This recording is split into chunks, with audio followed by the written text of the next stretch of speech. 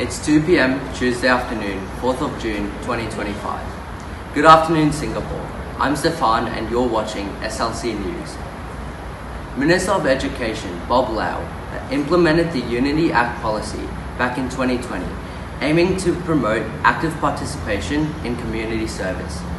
Right now, we have reporter Jane at the Ministry of Education headquarters, reporting live with Minister of Education Bob Lau.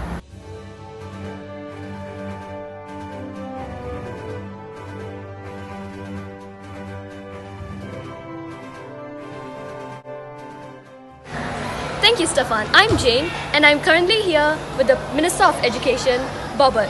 Mr. Lau, what can you tell us about the policies of the new community service system? Well, first we made direct community service more of a priority to us, as that is the condition for everything. Without it, it wouldn't really help much, as students will be able to expose to more of it at first, like elderly care centers. As such, they're able to understand why they're doing VIAs and are able to appreciate it more. So in the future, they're able to learn more and have more initiative to do more VIAs.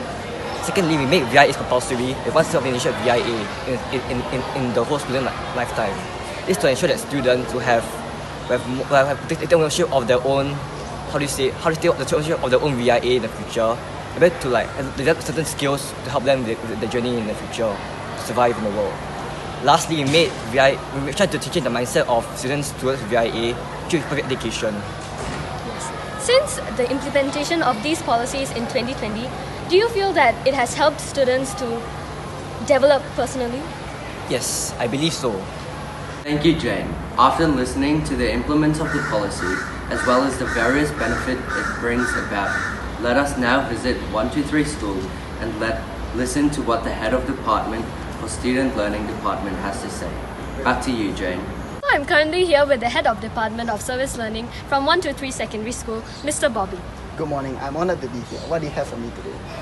So, since the implementation of Unity Act policy in 2020, how do you think this has benefited the students, and do you think it has changed the mindsets of students? I think the policy has given the students a greater opportunity to try out various types of community service, such as direct community service, where they plan and carry out interactions with their beneficiaries, or indirect community service, where they carry out fundraising or other events to raise money and awareness to help out their beneficiary. I feel like the policy is effective as it allows students to gain a deeper insight on people who are less fortunate than them, widening their views on societal problems, changing their mindsets, and allowing them to feel that community service is more meaningful. And community service has also begun to be done on a more voluntary basis and allows students to develop empathy, teamwork, and communication skills. Yes, I'm glad that this policy has benefited the students. Thank you for your time. Thank you. Thank you, Jane. Let's now head to Tigers Befrienders to take a look at how this policy actually works and the response from students. Yes, Stefan.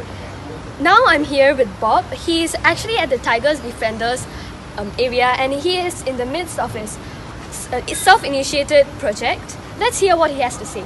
Hi, Bob. What are you doing here today? So I'm actually doing my self-initiated project.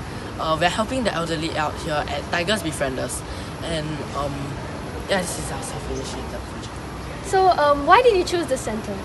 So we are actually really interested in helping specifically the elderly, and we thought that Tigers Befrienders would be the best option to do so.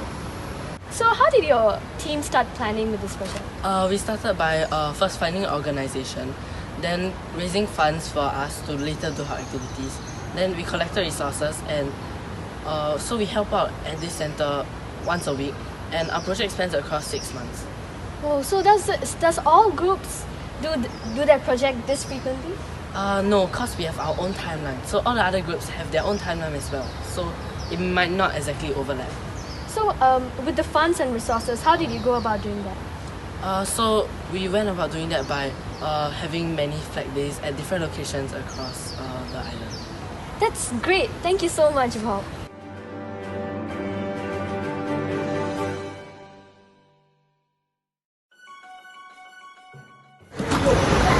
I'm outside the Tigers Befrienders right now, and I'm here to ask a parent about her opinion on the new policy. So hi Mrs. Bob, what's your opinion on the new policy of the community service program? Hello. Oh yes, my son told me about that. It's a self-initiated compulsory project which he has to complete throughout the academic year. So what's your son's project about? So he goes to the befrienders' place and he helps the elderly people with funds, clothes and food.